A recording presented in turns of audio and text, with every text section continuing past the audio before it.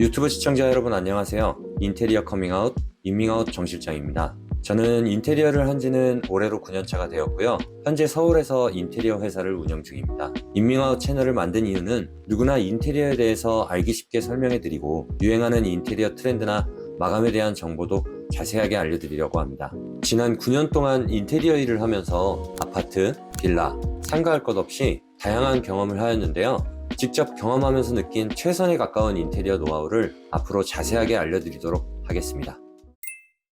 오늘은 첫 영상이어서 인테리어의 가장 기본을 말씀드리려고 합니다. 인테리어를 진행하실 때 많은 도움이 되셨으면 하는 마음으로 시작해 보겠습니다. 여러분은 어떤 인테리어를 원하시나요? 저는 인테리어 회사 운영 전 식당을 운영해 본 경험이 있는데요. 장사가 잘 되려면 음식은 당연히 맛있어야 하고 인테리어도 가게 컨셉에 잘 맞아야 합니다. 눈에 잘 띄는 간판도 중요하고요. 그 밖에도 당연히 중요한 것들이 많이 있는데요. 제 경험상 동선이 가장 중요하다고 생각합니다. 아무리 장사가 잘 된다고 하더라도 주방 동선이 좋지 못하면 일을 더 많이 하게 되고 불편하기 때문에 효율성도 떨어져서 주방 일을 하시는 분이 금방 지치고 몸이 망가지실 겁니다. 불편함. 우리는 이 불편함이라는 단어에 집중해야 합니다. 몇 천만 원, 많게는 억을 들여서 인테리어를 하고도 불편하다면 여러분은 완성도 높은 인테리어를 하신 게 아닙니다. 그래서 인테리어는 꼭 컨설팅이 필요합니다.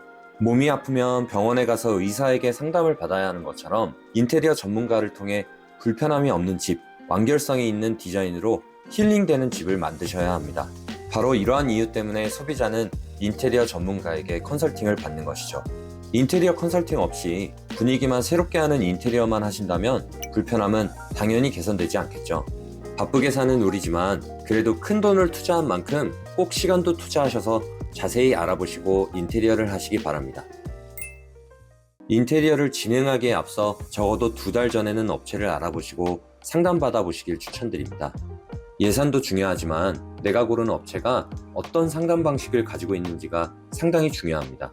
환자분이 선생님, 저 많이 아파요. 어떻게 하면 나을까요? 라고 하는데 그냥 약 처방 드릴게요 하고 끝나는 병원이라면 빨리 다른 병원을 알아보셔야겠죠. 어디가 어떻게 문제인지, 먹으면 안 되는 음식은 어떤 게 있는지 환자는 자세한 설명이 필요합니다. 인테리어도 마찬가지입니다. 고객님이 원하시는 요구사항이 어떤 건지 정확하게 파악하고 불편함을 개선해 줄 수 있는 업체를 찾아야 합니다. 우리나라의 아파트 구조는 개선을 하지 않으면 불편할 수밖에 없는 구조들이 상당히 많습니다. 시대가 변하고 그에 따라 개인의 취향도 다양해졌는데 범용적인 아파트의 형태는 개개인의 입맛을 맞출 수 없습니다. 단적인 예로 여러분들은 요리하실 때 벽을 보고 요리하는 게 좋으신가요? 아니면 마주보고 대화하며 요리하는 게 좋으신가요? 어린아이가 있는 부모라면 대면형 주방에서 아이를 바라보며 무슨 일이 생기지 않도록 수시로 확인도 가능하고 온 가족이 함께 요리하며 대화도 나눌 수 있게 됩니다. 무엇보다 넓어진 주방이 있다면 정말 좋지 않을까요? 사실 대면형 주방은 공간이 작을 경우에 시공이 제한적일 수 있고 무엇보다 일반적인 주방보다는 비용이 더 발생하게 됩니다. 소비자의 취향에 따라 옳고 그름이 있기에 만약 주방 인테리어를 생각하신다면 긍정적으로 검토해 보시면 좋을 것 같습니다. 벤치가 있는 신발장은 어떠신가요? 어른아이 할 것 없이 벤치에 앉아 신발을 신는다면 편하지 않을까요? 또 신발장 옆에 의류관리기가 있다면 외출 후에 미세먼지가 쌓인 의류관리에도 좋지 않을까요? 이외에도 불편함을 개선할 수 있는 요소들은 상당히 많습니다. 바로 이러한 부분들이 사소하지만 바뀌면 삶의 질을 개선할 수 있는 매우 중요한 포인트입니다. 자, 그럼 어떤 업체를 선별하고 어떤 상담을 해야 하는지 아셨나요? 다음은 3D 도면에 대한 이야기입니다. 인테리어를 잘하시는 사장님들은 스케치업이라는 프로그램을 사용하고 계십니다. 그런데 아직도 스케치업을 사용하지 않고 고객님과 상담하는 인테리어 사장님들도 계십니다. 소비자 여러분들은 꼭 인테리어가 시작되기 전에 3D 도면으로 된 예상 도면을 확인하셔야 합니다. 예를 들어 조명, 스위치, 콘센트가 어디에 어떻게 시공되는지, 내가 고른 자재의 색감은 어떠한지 보고 시작하는 것과 보지 않고 시작하는 것은 많은 차이를 가져오게 됩니다. 왜냐하면 디자인과 편의성을 고려한 것들에 오류가 없는지 검증해야 하기 때문입니다. 또한 공사 시작 전 마지막 단계가 3D 디자인 계약이기에 꼭 체크하고 넘어가셔야 합니다. 자, 그럼 사전 준비를 실행하는 시작 단계로 가볼까요? 가장 기초인 설비에 관한 이야기입니다. 인테리어 업체는 정확한 공정 순서로 진행하기 위해 사전 현장 점검을 하게 됩니다. 추후에 발생할 수 있는 문제를 미연에 방지할 의무가 있기 때문입니다. 공사 전 설비 부분에 대한 검토를 한다면 기존 배관의 노후와 막힘은 없는지, 수압 상태는 어떤지 이상 유무를 반드시 확인해야 합니다. 먼저 가장 중요한 난방 배관 그리고 분배기에 대해서 알아보겠습니다. 15년 이상 된 오래된 아파트는 난방 배관의 청소가 안 되어 있는 경우가 상당히 많습니다. 인테리어를 다 해놓고 나중에 난방 배관에서 누수가 발생된다거나 난방수가 제대로 공급이 되지 않아서 난방 효율이 떨어지는 상황이 발생되면 안 되겠죠? 분배기도 마찬가지입니다. 오래된 분배기에서는 녹이 생기고 결국 누수가 발생하기 마련입니다.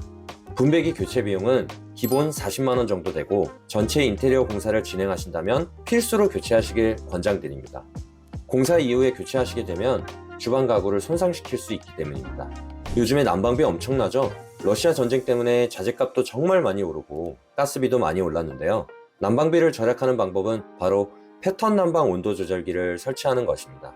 패턴 모드를 정해서 너무 추운 겨울에는 10분 난방, 20분 정지, 그렇게 춥지 않을 때는 10분 난방, 50분 정지, 이런 식으로 난방수 공급을 조절할 수 있게 됩니다. 이런 패턴 난방 온도 조절기는 지역 난방의 경우 구동기 1개 세트로 20만 원 정도 합니다. 설치 비용을 아끼시려면 지금 집에 설치된 보일러 컨트롤러를 확인해 보세요. 타이머 또는 예약 버튼이 바로 패턴 난방과 동일한 방식으로 작동하는 스위치입니다. 난방에 대한 부분을 얘기하면서 창호 얘기를 안 할 수 없는데요. 창호 교체를 포함해서 전체 인테리어를 하신다면 문제가 없겠지만 창호가 오래되지 않아서 교체하지 않고 필름으로 리폼하는 경우가 많습니다. 이때 필름도 중요하지만 외부에 실리콘이 갈라져 있지 않은지 점검하실 필요가 있습니다. 만약 갈라져 있다면 꼭 비용을 들여 재시공을 통해 외부 누수와 같은 하자가 발생되지 않도록 하셔야 합니다. 당연히 내부에서도 한 번 더 실리콘 작업을 진행해 주는 것이 좋습니다. 외벽과 바로 만나는 창호가 있는 부위라면 무조건 단열 작업을 진행해야 합니다. 단열 작업은 여러 종류가 있지만 내부 벽의 틀을 먼저 잡아주고 뿜칠 단열하는 것을 추천드립니다. 뿜칠 단열은 전원주택 공사 시 자주 시공하는 방식이기도 한데요. 일반 단열 작업인 아이소핑크나 이보드보다도 시공비가 적게 들고 새는 곳 없이 꼼꼼한 작업이 가능합니다. 그리고 벽에서 단열재가 떨어질 일도 없어서 결로로 인한 곰팡이 문제도 거의 발생하지 않습니다. 제가 주로 사용하는 제품은 하밀셀레나의 월드 스프레이 폼입니다. 온라인에서 쉽게 구매가 가능하고 폼 한 개당 반평 정도 시공이 가능하니 구매 시 참고하시면 됩니다. 단 시공 방식에 따라 수량 차이가 발생할 수 있습니다. 완벽한 설비와 단열을 마치셨다면 이제 전기를 확인해야 합니다. 첫 번째로 UTP선, 바로 인터넷선인데요. 대부분의 가정에는 카테고리 5로 되어 있으실 겁니다. 사용간에 특별한 문제는 없지만 기가 인터넷을 사용하신다면 UTP선을 모두 카테고리 6로 변경하셔야 합니다. 인테리어를 진행하실 때 미리 UTP 배선 작업이 진행되어야 손상 부위 없이 깔끔하게 마감되기 때문에 꼭 사전에 확인하시기 바랍니다. 서두에서 말씀드린 것처럼 우리는 불편함을 제거해야 하기 때문입니다. 예를 들어 보일러 컨트롤러, 비디오폰, 스위치, 콘센트 등 매립되는 선들은 사전에 체크하고 위치를 정확히 정해야 합니다. 두 번째는 단독선입니다. 요즘 직접적인 발화 때문에 화재나 화상 위험이 높은 가스쿠탑 대신 인덕션을 많이 사용하시는데요. 이때 전기 배선을 꼭 단독선으로 하여 미리 인덕션 위치까지 배선 작업이 진행되어야 합니다. 이처럼 전력량이 높은 인덕션, 에어컨과 같은 가전제품은 개별 차단기, 즉 단독선으로 작업하여 안전하게 사용하시길 당부드립니다. 마지막으로 수평 수직에 대한 이야기입니다. 아파트나 빌라 할 것 없이 오래된 구축의 경우 벽이 울퉁불퉁하기도 하고 심한 경우 천정이 내려앉아 있기도 합니다. 인테리어 마감 퀄리티를 높이고 싶으시다면 이 부분 꼭 확인하시기 바랍니다. 이런 문제 해결법 간단합니다. 천장이 내려앉아 있다면 철거하고 수평을 맞춰 시공하거나 그 면적이 크지 않다면 부분 철거 후 시공하시면 됩니다. 공용 공간은 보통 벽 작업을 진행하기 때문에 수직이 맞아 반듯하지만 방 벽의 경우 울퉁불퉁할 수 있습니다.